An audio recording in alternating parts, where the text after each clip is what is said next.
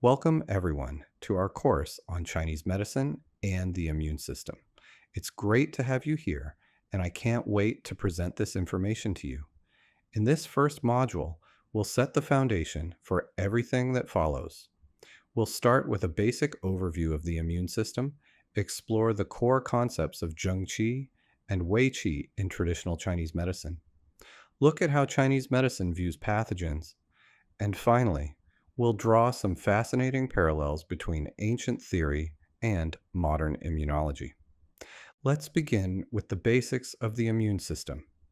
In modern medicine, the immune system is understood as the body's natural defense network, protecting us from harmful invaders like bacteria, viruses, fungi, and parasites. It operates through two major branches: innate immunity and adaptive immunity. Innate immunity is our first line of defense. It's fast, nonspecific, and always ready to act. Think of it like the walls of a castle, standing guard 24/7. This includes physical barriers like the skin, chemical barriers like stomach acid, and cellular defenses like white blood cells that attack anything perceived as foreign. Adaptive immunity, on the other hand, is more specialized. It's slower to respond initially, but it learns and remembers. This is where immune cells like T cells and B cells come into play, creating specific responses to particular pathogens. It's like the castle's elite army, trained to recognize specific enemies and ready to act faster and more powerfully if they return. Now, let's turn to Chinese medicine and see how these ideas take form there. In Chinese medicine, we speak of Zheng Qi, often translated as righteous or upright qi. This is the body's overall ability to maintain health and resist disease. Zheng Qi encompasses not just physical vitality, but also emotional, mental, and even spiritual resilience. When Zheng Qi is strong, the body can easily fend off illness. When it is weak, pathogens have an opportunity to invade. Within Zheng Qi, we recognize four important layers: Wei, defensive qi, qi, energetic qi, Ying, nutritive qi, and Shui, blood. Wei qi is our outermost defense, circulating at the surface of the body, particularly in the skin and muscles. It is fast, responsive, and vigilant, much like the innate immune system. It guards against the initial invasion of pathogens and regulates the opening and closing of pores. Qi here refers to the general energy that drives all physiological functions. Beyond just defense, it powers movement, transformation, and stability within the body. Healthy qi ensures that all organs function properly, supporting both innate and adaptive immunity at deeper levels. Ying qi, or nutritive qi, flows deeper within the body, traveling through the vessels and nourishing the internal organs and tissues. It is closely linked to the production and circulation of blood and can be seen as maintaining the body's internal defenses, much like the adaptive immune system preparing a specialized response. Finally, Shui, or blood, nourishes the tissues, supports repair, and sustains overall vitality. After an immune battle, it is the blood that restores strength, repairs damage, and maintains internal balance.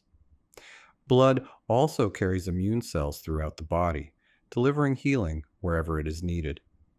Where there is a defense, there are also invaders. In Chinese medicine, the concept of xie qi refers to pathogenic factors. Xie qi can come in many forms: wind, cold, dampness, heat, dryness, and summer heat. Each of these types of xie qi can invade the body when wei qi is weak or when environmental conditions overwhelm the body's defenses. Xie qi disrupts the natural flow of qi in blood, leading to dysfunction and disease. This framework for understanding illness is remarkably sophisticated and, interestingly, it mirrors much of what modern immunology has discovered.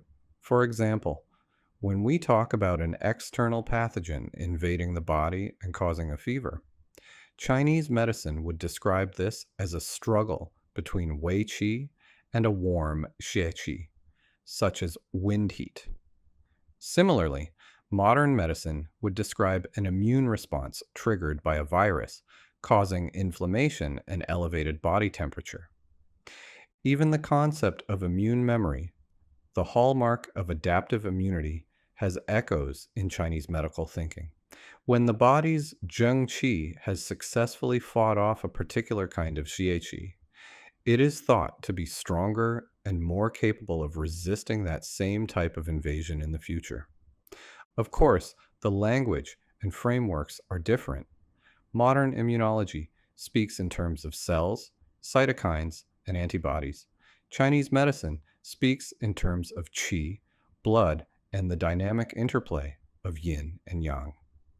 But at their core, both systems are describing the same profound truth. The human body is in a constant dialogue with the environment, striving for balance, protection, and survival. As we continue through this course, we'll explore these parallels in greater depth. In our next module, we'll dive deeply into the innate immune system, examining how both Chinese medicine and modern science view our body's immediate defenses against disease. Along the way, we'll also discover how specific herbal formulas, acupuncture strategies, and lifestyle practices can enhance these protective mechanisms.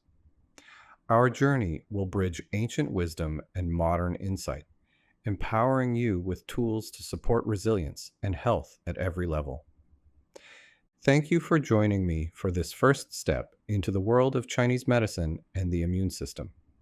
I'm looking forward to our journey together. See you in the next module.